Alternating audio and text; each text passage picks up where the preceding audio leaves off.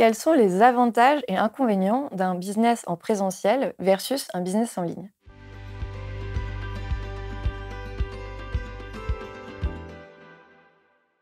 Je suis Alexa Cornu, experte en physiologie féminine et également cofondatrice de la FAP Academy, une école en ligne qui permet aux professionnels du sport et de la santé de gagner en compétences, à la fois sur la partie connaissances spécifiques à la femme, mais également sur toute la partie entrepreneuriale. Je suis professionnelle depuis 2009 et j'ai eu au cours de ma carrière des expériences très variées. À la fois, j'ai créé mon activité entrepreneuriale en France, où j'ai pratiqué à mon compte pendant 4 ans. Ensuite, j'ai été aux États-Unis où j'aurais recréé de nouveau une activité à mon compte que j'ai exercée pendant 6 ans. Suite à ces 10 années d'expérience sur le terrain, il y a eu la crise sanitaire du Covid qui est arrivée et du coup, j'ai dû complètement me réinventer et créer une activité en ligne que j'exerce du coup depuis 2020 grâce à une plateforme d'accompagnement à la fois sur la partie sportive, nutritionnelle et bien-être. J'ai pu du coup, au cours des 14 dernières années, acquérir de l'expérience à la fois en individuel, en présentiel, en France, aux États-Unis, mais également sur la partie digitale. Et donc, je peux, dans cette vidéo, te partager les avantages et les inconvénients d'avoir un business en ligne versus un business en présentiel. Je vais commencer par les points positifs d'une activité en ligne, parce que je sais qu'aujourd'hui, ça fait vraiment rêver de pouvoir travailler en étant 100% digital. Effectivement, la partie flexibilité est extrêmement intéressante, à la fois la flexibilité en termes d'horaire, puisque la plupart des contenus en ligne, c'est des contenus qui sont enregistrés, mais également la flexibilité en termes de lieu, puisqu'on n'est plus obligé de rester à un endroit. On peut vraiment travailler de n'importe où avec des clients qui sont aussi partout dans le monde. Donc ça élargit énormément notre possibilité pour acquérir des nouveaux clients et ça nous permet, nous, d'avoir un gain énorme en termes de liberté. Mais attention, il y a également des inconvénients à avoir un business qui est 100% digital. Déjà, on a une relation qui est beaucoup plus difficile à entretenir avec le client puisqu'il y a la barrière de l'écran et donc on n'a pas autant d'intimité que lorsqu'on va à domicile ou que la personne vient à notre rencontre en salle de sport. Deuxième inconvénient, c'est qu'au final, notre bureau, c'est notre ordinateur ou notre téléphone et qu'on travaille en permanence, en continu. On ne peut plus laisser on va dire que la limite entre notre vie professionnelle et notre vie personnelle est beaucoup plus infime et ça nous demande beaucoup de rigueur pour pouvoir faire la part des choses et garder vraiment une intimité et une liberté aussi mentale de ne pas tout le temps être en train de travailler. Mais ça peut être vraiment une croyance de tes futurs clients à laquelle tu vas être confronté. Il faudra absolument que tu sois en mesure de les rassurer sur ta capacité de les accompagner avec une grande qualité malgré la distance liée à l'écran. Alors passons à la partie présentielle. J'ai fait plus de 10 ans de coaching individuel à domicile et j'ai adoré cette partie de ma carrière. Le présentiel permet vraiment de créer une intimité et une relation très forte avec ta cliente. En allant à domicile, je sentais à quel point j'appartenais vraiment à leur quotidien. On crée une relation extrêmement intime qui était vraiment plaisante.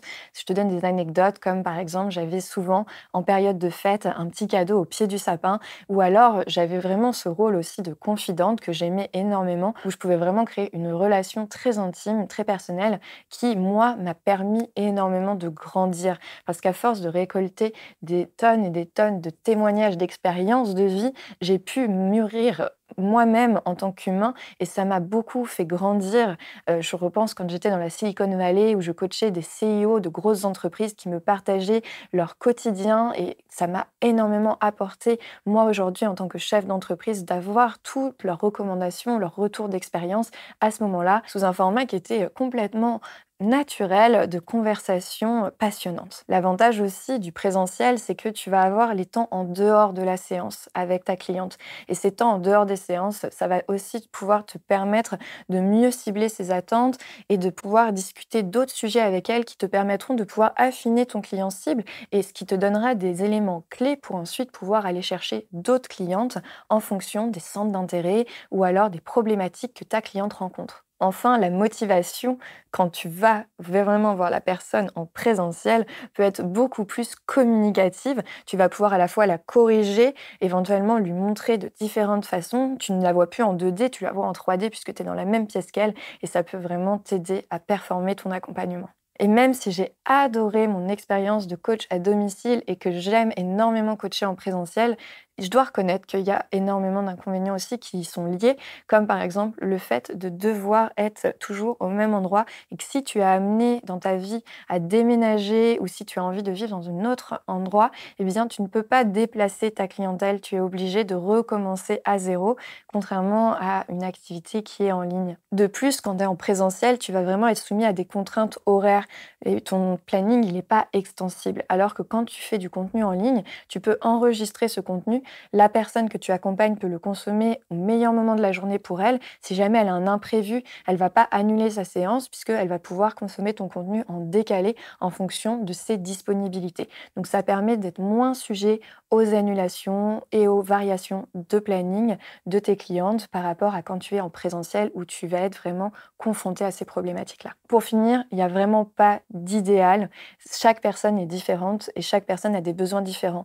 Moi, j'ai aimé plus que tout coacher en présentiel pendant plus de 10 ans et quand je suis passée en ligne, c'était une nouvelle aventure avec des nouvelles contraintes et d'autres avantages qui aujourd'hui me conviennent, mais ce n'est pas dit que je retourne pas un jour à du 100% en présentiel ou que je reste en ligne. Il y a vraiment pour moi une solution adaptée à chaque personne et en fonction de tes moments de vie également. Et donc, je t'invite à t'interroger sur quels sont aujourd'hui les besoins que tu as. Est-ce que tu veux faire du présentiel? Est-ce que tu veux faire en ligne? Et tu peux très bien faire aussi un hybride entre les deux. Sache que si tu as envie d'être accompagné pour faire ce choix-là, eh bien, j'ai créé avec Julie une académie qui s'appelle la FAP, qui est une école en ligne où on coach des professionnels du sport et de la santé à pouvoir vivre sereinement de leur activité en gagnant en compétences autour de la physiologie de la femme, mais également en étant accompagné sur toute la partie création d'un projet entrepreneurial. Pour plus d'informations, je t'invite à cliquer sur le lien qui est dans la bio et à rejoindre notre newsletter pour pouvoir t'intéresser à notre école en ligne.